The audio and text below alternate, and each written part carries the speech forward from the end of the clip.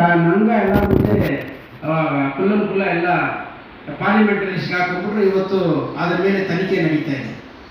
ಹೆಂಗಂದ್ರೆ ಇವ್ರು ಏನು ಹೇಳಿದ್ರು ನಾವು ಕೇಳ್ಕೊಂಡ್ಬಿಡ್ಬೇಕಾ, BJP ಅವರು ಏನು ಹೇಳಿದ್ರು ಕೇಳ್ಕೊಂಡ್ಬಿಡ್ಬೇಕಾ, ಕಾಂಗ್ರೆಸ್ನವರು ಮತ್ತೆ ದೇಶದ ಪ್ರಜೆಗಳು?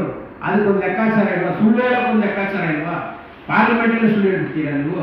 ಜನರನ್ನ ಹಂಗೆ ಕುಲ್ಲ ಮೋಸ ಮಾಡಿಬಿಡ್ತೀರಾ? ಅದೊಂದು. ಕೇಜ್ರಿವಾಲ್ನ ಜೈಲಿಗೆ ಹಾಕಿದ್ದಾರೆ. ಅಲ್ಲಪ್ಪ, ಯಾವುದೇ ಅವನ ಮೇಲೆ ವಿಚಾರ ಇಲ್ಲ ಅಂತ ಗೊತ್ತಾಗಿದೆ, ಮತ್ತೆ ಎಲ್ಲ ಡಾಕ್ಯುಮೆಂಟ್ಸ್ ಪಕ್ಕ ಕ್ಲಿಯರ್ ಆಗಿದೆ ಅಂತ ಗೊತ್ತಾಗಿ ಕೂಡ ನಿಮ್ಮ ಇನ್ಫ್ಲೂಯೆನ್ಸ್ ಮಾಡಿ ನೀವು ಎಷ್ಟು ದೊಡ್ಡ ಇನ್ಫ್ಲೂಯೆನ್ಷಿಯಲ್ ಪರ್ಸನ್ ಇದ್ರೆ ಪ್ರೈಮ್ ಮಿನಿಸ್ಟ್ರು, ಸುಪ್ರೀಂ ಕೋರ್ಟ್ ಬಾಯಿ ಮುಚ್ಚಿಸ್ತೀರಾ, ಜೈಲು ಹಾಕಿರೋ ನನ್ನ ಈಚೆ ಬಿದ್ದರಿಗೆ ನೋಡ್ಕೊತೀರಾ. ಇವೆಲ್ಲ ಮಾಡಿ ನೀವು ಮಾಡೋ ಸಾಧನೆ ಆದರೆ ದೇಶನ ಮುಂದೆ ತಗೊಂಡು ಹೋಗ್ತಾ ಇದ್ದೀರಾ. ಏನು ಕರ್ಮ ಏನೇನೂ ಆಗಿಲ್ಲ. ಅದು ಹೋಗಲಿ.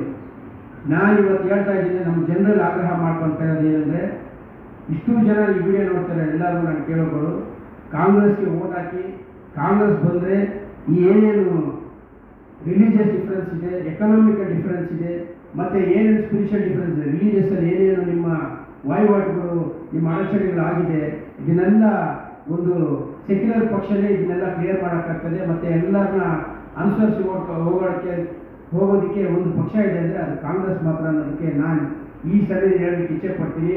ಆಮೇಲೆ ಮುಂಬರುವ ದಿನಗಳಲ್ಲಿ ಈ ಚಿಕ್ಕ ಮಕ್ಕಳಾಗಲಿ, ವೃದ್ಧರಾಗಲಿ, ಇಲ್ಲ ವಯೋಧಿಕರಾಗಲಿ, ಅಲ್ಲ ಓದಿರುವಂತಹ ಎಲ್ಲ ಯುವ ಮಿತ್ರರಿಗೆ ಈ ಕಾಂಗ್ರೆಸ್ ಪಕ್ಷದಿಂದಲೇ ಗ್ಯಾರಂಟಿ ಸಿಗಬೇಕು ಅನ್ನೋ ಉದ್ದೇಶ ನಮ್ಮದಾಗಿದೆ. ಆದ್ದರಿಂದ ಇವತ್ತು ನಾವು ಈ ಪತ್ರಿಕಾಗೋಷ್ಠಿಯನ್ನು ಕರೆಸ್ಕೊಂಡಿರ್ತೀವಿ. ಹೀಗಾಗಿ ಇಂಡಿಯಾ INDIA ಯೂನಿಯನ್ ಏನು ಅಂತ ನಾವು ಒಂದು ಒಕ್ಕೂಟ ಮಾಡ್ಕೊಂಡಿರ್ತಾರೆ. ಆ ಒಕ್ಕೂಟಕ್ಕೆ ದಯವಿಟ್ಟು ಎಲ್ಲರೂ ಸಪೋರ್ಟ್ ಮಾಡಬೇಕು. ಯಾಕೆ ಸಪೋರ್ಟ್ ಮಾಡಬೇಕಂದ್ರೆ, ಮೋದಿ ಅವ್ರ ಕಡೆ ಸೇರ್ಕೊಂಡಿರೋ ಪಕ್ಷಗಳು ಬೇರೆ, BJPಗೆ ಸೇರ್ಕೊಂಡಿರೋ ಅದಕ್ಕೆ ಅಲಯನ್ಸ್ ಕೊಟ್ಟಿರೋ ಪಕ್ಷಗಳು ಬೇರೆ, ಕಾಂಗ್ರೆಸ್ಗೆ ಅಲಯನ್ಸ್ ಕೊಟ್ಟಿರೋ ಪಕ್ಷಗಳು ಬೇರೆ. ಇವತ್ತು ಏನು ನಮ್ಮ ಕಾಂಗ್ರೆಸ್ಗೆ ಅಲಯನ್ಸ್ ಕೊಟ್ಟಿರೋ ಪಕ್ಷಗಳಿದೆ, ಅದು ಸೆಕ್ಯುಲರ್ ಆಗಿ ಥಿಂಕ್ ಮಾಡೋದು, ಮತ್ತು ಜನಗಳಿಗೆ ಆಗು ಹೋಗುಗಳನ್ನ, ಮತ್ತು ಅವ್ರಿಗೆ ಬೇಕಾಗಿರೋ ದಿನನಿತ್ಯ ಸಾಮಗ್ರಿಗಳಾಗಲಿ, ಅವರ ವಹಿವಾಟುಗಳಾಗಲಿ ನಡೀಲಿಕ್ಕೆ ಆವಂಥ ಪಕ್ಷಗಳು ಮಾತ್ರ ಅವ್ರ ಜೊತೆ ಸೇರ್ಕೊಂಡಿದ್ದಾರೆ. ಫಾರ್ ಎಕ್ಸಾಂಪಲ್ ಸ್ಟಾಲಿನ್ ಆಗಲಿ, ಮತ್ತು ಬೇರೆ ಬೇರೆ ಯಾರ್ಯಾರು ತಮ್ಮ ಒಂದೇ ಮಾನಸಿಕರಾಗಿರ್ತಾರೆ ಅವರೆಲ್ಲ ಸೇರಿಕೊಂಡು ಕಾಂಗ್ರೆಸ್ ಜೊತೆ ಕೈ ಜೋಡಿಸಿದ್ದಾರೆ. ಹೀಗಾಗಿ ಇಡೀ ಇಂಡಿಯಾ ಫುಲ್ಲು ಈ ವಿಡಿಯೋ ನೋಡ್ತಾರೆ ಎಲ್ಲರಿಗೂ ಹೇಳ್ತೀನಿ, ಕಾಂಗ್ರೆಸ್ ಪಕ್ಷದಲ್ಲಿ ಎಲ್ಲರೂ ವೋಟ್ ಮಾಡಬೇಕು. ನಿಮಗೆ ಒಂದು ಮುಖ್ಯವಾದ ವಿಷಯ ಹೇಳಬೇಕು, ಬೀಪ್ ಸೌಂಡ್ ಬರ್ತದೆ. ನೀವು ವೋಟ್ ಒತ್ತಿದ ಮೇಲೆ ಮಿಷಿನಲ್ಲಿ ಬೀಪ್ ಸೌಂಡ್ ಬರ್ತದೆ. ಆ ಬೀಪ್ ಸೌಂಡು 7 ಸೆಕೆಂಡ್ ಮಾತ್ರ ಇರ್ತಾರೆ. ಅದನ್ನು ಇವಾಗ 3 ಸೆಕೆಂಡ್ ಮಾಡಿದ್ದಾರೆ. ಆ 3 ಸೆಕೆಂಡ್ ನೀವು ದಯವಿಟ್ಟು ಅಲ್ಲೇ ನಿಂತು, 3 ಸೆಕೆಂಡ್ ಅಂದರೆ ಹಿಂಗೆ ಅನ್ನೋರಷ್ಟಿಗೆ ಹೋಗ್ಬಿಡ್ತದೆ. ಆ 3 ಸೆಕೆಂಡ್ ನೀವು ಅಲ್ಲೇ ನಿಂತು ನಿಮ್ಮ ವೋಟ್ ಕರೆಕ್ಟಾಗಿ ಬಿದ್ದಿದೆಯಾ ಅಂತ ನೋಡಿಕೊಂಡು ಆಮೇಲೆ ಈಚೆ ಬನ್ನಿ. ಇಲ್ಲ ಅಂದರೆ ನೀವು ಅಲ್ಲೇ ಎಲೆಕ್ಷನ್ ಕಮಿಷನ್ ಆಫೀಸ್ಗೆ ನೀವು ಕಂಪ್ಲೇಂಟ್ ಕೊಡಬೇಕು ಆಗಿ ನಾನು ವಿನಂತಿಸ್ಕೊಳ್ತೀನಿ.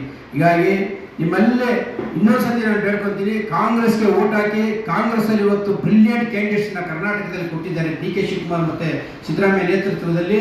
ಹೀಗಾಗಿ ನಿನ್ನೆ ಪ್ರಿಯಾಂಕಾ ಮೇಡಮ್ ಬಂದಿದ್ದಾರೆ, ಮೊನ್ನೆ ರಾಹುಲ್ ಗಾಂಧಿ ಅವರು ಬಂದವರೆ. ಇವ್ರ ನೇತೃತ್ವದಲ್ಲಿ ಕಾಂಗ್ರೆಸ್ ಗೆಲ್ಲಬೇಕು. ಕಾಂಗ್ರೆಸ್ ಗೆದ್ರೇನೆ ಈ ದೇಶದ ಭವಿಷ್ಯ. ಏನೇನಾದ್ರು BJP ಗೆದ್ದುಬಿಡ್ತಂದ್ರೆ ಎಲೆಕ್ಷನ್ ಇರೋದಿಲ್ಲ. ಆಮೇಲೆ ಯಾವತ್ತೂ ಅದು ಪ್ರೆಸಿಡೆನ್ಷಿಯಲ್ ರೂಲ್ ಆಗ್ತದೆ. 2/3 ಮೆಜಾರಿಟಿ ತಗೊಂಡು ಎಲೆಕ್ಷನ್ ಅನ್ನೋ ಮಾತೇ ಇರೋದಿಲ್ಲ. ಇನ್ಮೇಲೆ ಡಿಕ್ಟೇಟರ್ಶಿಪ್ ಆಗ್ತದೆ ಅಂತ ಹೇಳ್ತೀನಿ. ಎಲ್ಲರೂ ಕಾಂಗ್ರೆಸ್ಗೆ ವೋಟ್ ಆಗಿ ಕಾಂಗ್ರೆಸ್ನ ಬಹುಮತದಲ್ಲಿ ಗೆಲ್ಲಿಸಬೇಕು ಅಂತ ಈ ಸಮಯದಲ್ಲಿ ಕೇಳ್ಕೊಂತ ನಾನು ಮಾತು ಮುಗಿಸ್ತೀನಿ. ಜೈ ಹಿಂದ್, ಜೈ ಕರ್ನಾಟಕ ಮಾತೆ. ಎಲ್ಲ ಪತ್ರಿಕಾಗೋಷ್ಠಿಯಲ್ಲಿ ಭಾಗವಹಿಸಿದ ಎಲ್ಲ ಮಿತ್ರರಿಗೂ ಮತ್ತು ಏನು ಕುವೆಂಪು ಅವರ ಸರ್ವಜನಾಂಗದ ಶಾಂತಿಯ ತೋಟ ಅಂತ ನಾವು ಪ್ರತಿಪಾದಿಸ್ಕೊಂಡು ಬರ್ತಾ ಇದ್ದೀವಿ. INDIA ಇಂಡಿಯಾ ಒಕ್ಕೂಟ ಈಗಾಗಲೇ ಫಸ್ಟ್ ಫೇಸ್ ಚುನಾವಣೆ 149 ಸೀಟೇನು ಈಗಾಗಲೇ ಚುನಾವಣೆ ಕಳೆದಿದೆ. ಅದಕ್ಕೆ ಅವರು BJPಗೆ ಏನು ಅಂತ ಅರ್ಥ ಆಗಿದೆ. ಅದಕ್ಕೆ ಕೆಲವರು ಮಾತನಾಡುವಾಗ ಅವರ ಮೈಂಡ್ ಸೆಟ್ಟು ಬೇರೆ ರೀತಿ ವರ್ತಿಸ್ತಾ ಇದ್ದಾರೆ. ಅದಕ್ಕೆ ಸಾಕ್ಷಿ ಅಂತ ಹೇಳ್ತಾ, ಮತ್ತು ಎಲ್ಲರೂ ಪತ್ರಿಕಾ ಮಿತ್ರರು ಈ ಸಂದೇಶ ರವಾನೆ ಆಗಬೇಕು. ಎಲ್ಲರೂ ಕಾಂಗ್ರೆಸ್ನ ಬೆಂಬಲಿಸ್ತಾ ಇದ್ವಿ. ಸಣ್ಣ ಪುಟ್ಟ ಎಲ್ಲ ಜನಾಂಗವನ್ನು ಕಾಂಗ್ರೆಸ್ನ ಬೆಂಬಲಿಸಿ 26ನೇ ತಾರೀಕು ಎಲ್ಲರೂ ವೋಟ್ ಮಾಡಬೇಕು ಅಂತ ಕೇಳ್ತಾ ಇದ್ದೀನಿ. ಜೈ ಹಿಂದ್, ಜೈ ಕರ್ನಾಟಕ. ಪತ್ರಿಕಾಗೋಷ್ಠಿ ಮುಕ್ತಾಯ ಆಗ್ತದೆ.